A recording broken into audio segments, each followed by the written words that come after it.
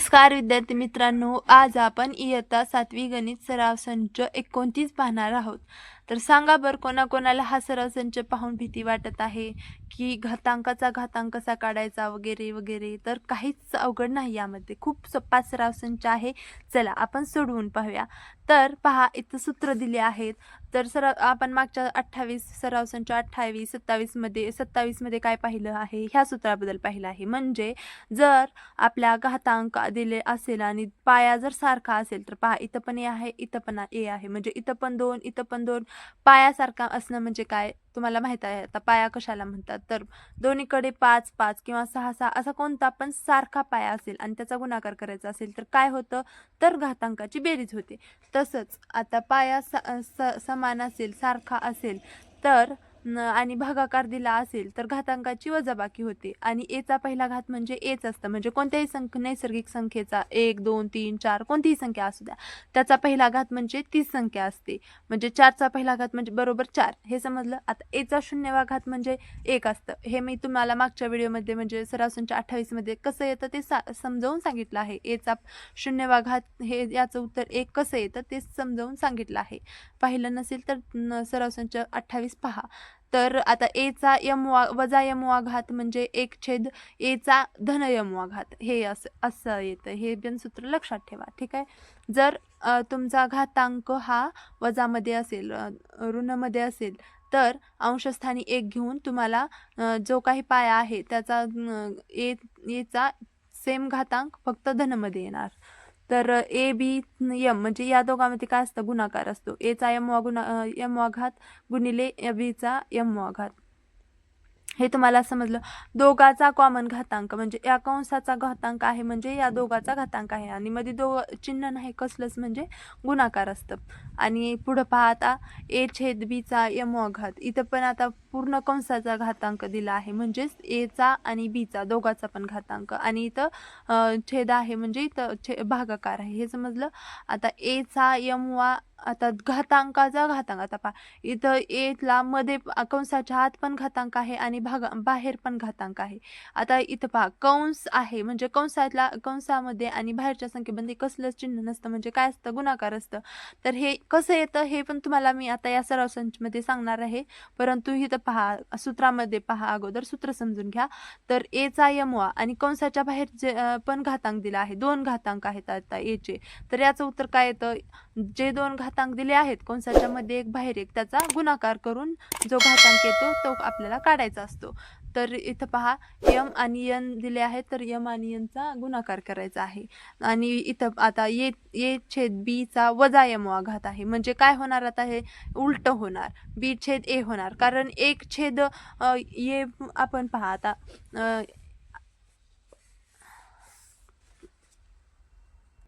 इथं करून दाखवते मी तुम्हाला. थोडीशी आपण जागा घेऊया इथं. तर पहा आता 1/2 नाही तर 2/2 घेऊया. 2/2 चा आपला वजा दुसरा घातांक आहे. आता पहा तुम्ही कसं होतं हे.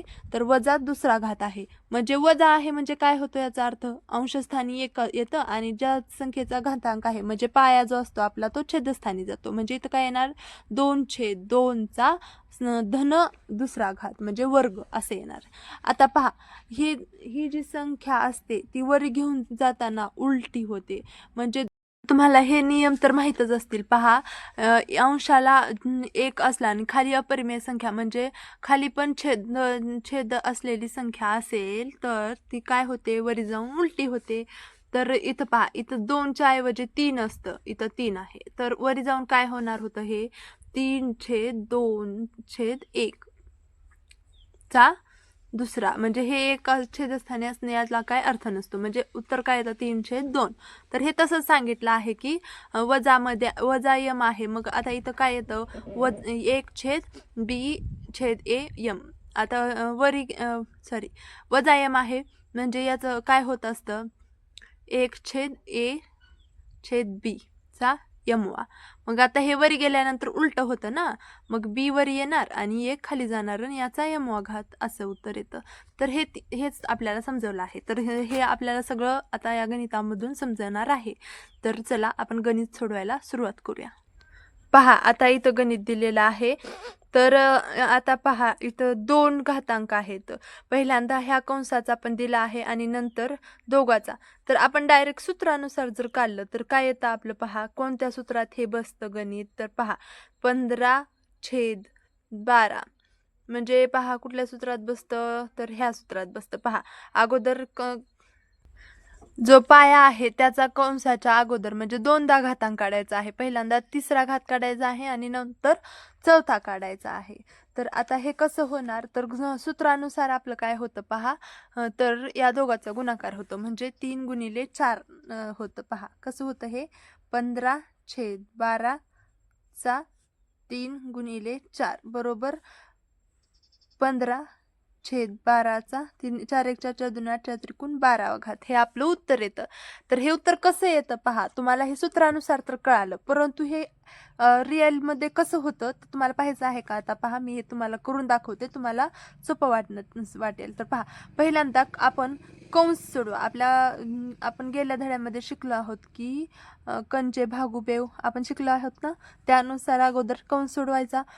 तर 15/12चा तिसरा घात 15/12 गुणिले 15/12 गुणिले 15/12 हे आलं आणि कंसाच्या बाहेर काय आहे? चौथा घात. हे तुम्हाला समजलं. आता पुढं या तिघाचा पण चौथा घात आहे.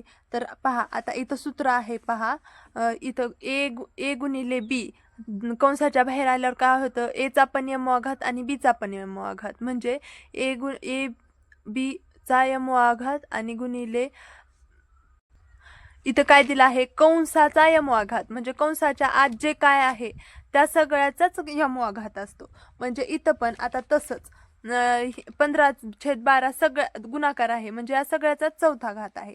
तर कसं होतं इथं आता पहा 15/12 हे चारदा येतं की नाही?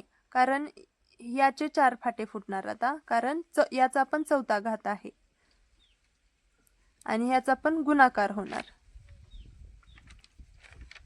हे कळालं. याचा चौथा घात झाला. आता याचा चौथा घात काढायचा आहे. 15/12 या दोघांमध्ये काय आहे? गुणाकार.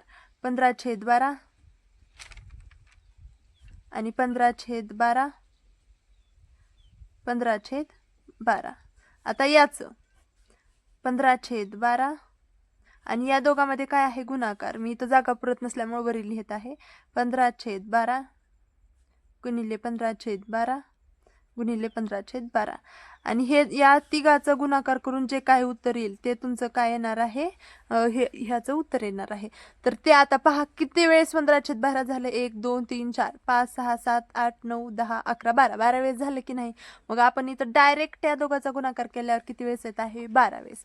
तर इथं आपलं याचं उत्तर हे येत आहे की 15/12चा 12वा घात. आता तसंच पुढच्या गणितामध्ये पाहूयात. गणित क्रमांक 2 3चा चौथा घात वजा 2. आता इथं पण आपल्याला या दोघाचा गुणाकार कर म्हणजे इथं काय आहे? कंसामध्ये 3 गुणिले 3 गुणिले 3 गुणिले 3 आहे की नाही? 3चा चौथा घात म्हणजे 3चा 4 वेळेस गुणाकार आणि वजा 2 आहे याचा घात म्हणजे याचा अर्थ काय होतो? 1/3 गुणिले 3 गुणिले 3 गुणिले 3चा वर्ग असं होतं की नाही? पहा मग आता इथं काय होतं पहा. तर आता इथं पहा आता या हे जे 4 दा 3 आहे याचं उत्तर काढलं आपण. 3 त्रिक 9 9 1 9 9 3 8 9 त्रिक 27 हे असं आपण उत्तर काढलं तर त्याचा वर्ग करावा लागतो. मग आपण या 3चं उत्तर न काढता आपण आता याला असं पण लिहू शकतो की नाही? आणि गुणिले 2दा होता याचा आता हे आलं की नाही बरोबर? पहा या कंसाचा वर्ग म्हणजे ह्या दोघाचा 2दा गुणाकार करायचा म्हणजे कितीदा गुणाकार होत आहे? 1 2 3 4 5 6 7 8 8 वेळेस गुणाकार होत आहे की नाही? म्हणजे इथं आपण याला डायरेक्ट असं लिहू शकतो की नाही? 3 4 गुणिले वजा 2 हे असं लिहू शकतो की नाही आपण? 4 1 4 4 2 8 3चा वजा 8वा घात हे आपलं उत्तर येतं. डायरेक्ट तुम्ही हे असं लिहू शकता. एवढे सगळे स्टेप करणं गरजेचं नाही. मी फक्त तुम्हाला समजवण्यासाठी हे सांगत आहे. आता पुढचं गणित करूया आपण. आता हे काही स्टेप्स वगैरे नाही करणार आपण, आता डायरेक्ट सूत्रानुसार करणार आहोत. 1/7 वजा 3 कंसाचा चौथा घात बरोबर. याचा अर्थ काय असतो? 1/7 चा वजा 3 गुणिले 4. तर याचं उत्तर काय येतं? 1/7 चा 4 1 4 4 त्रिकोण 12 वजा 12वा घात. समजलं? पुढचं गणित पाहूया.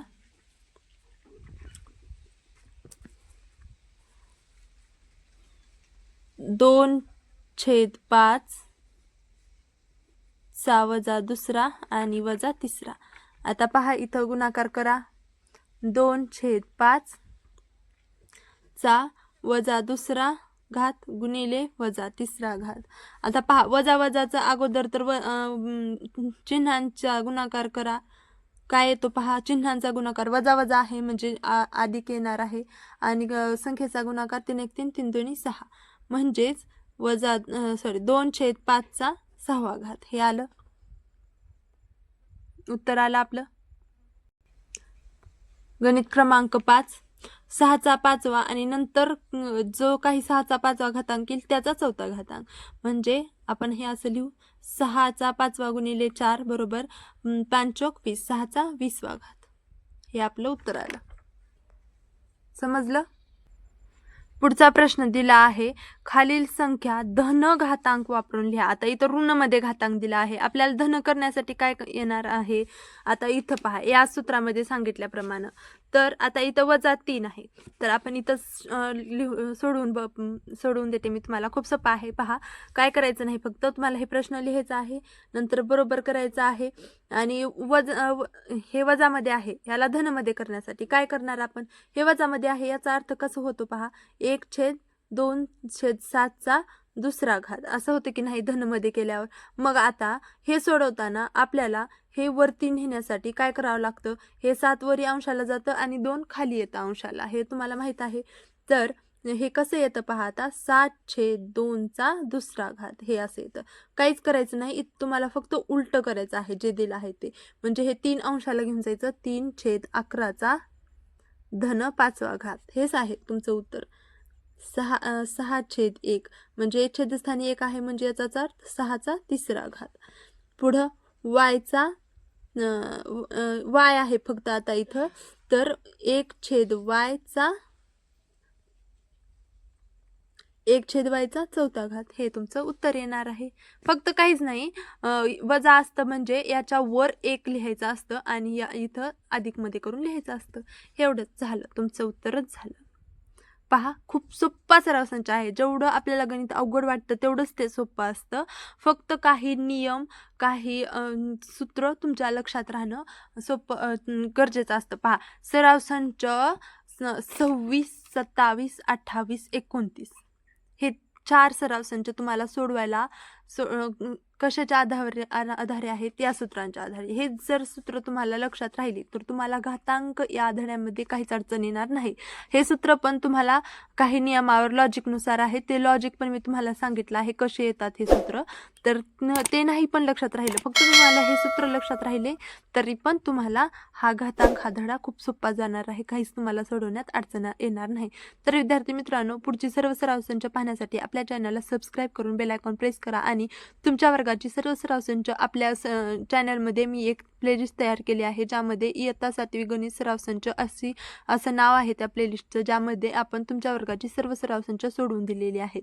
तर हा व्हिडिओ आवडला असेल तर या व्हिडिओला लाईक नक्की करा, शेअर नक्की करा आणि सबस्क्राईब करा. धन्यवाद.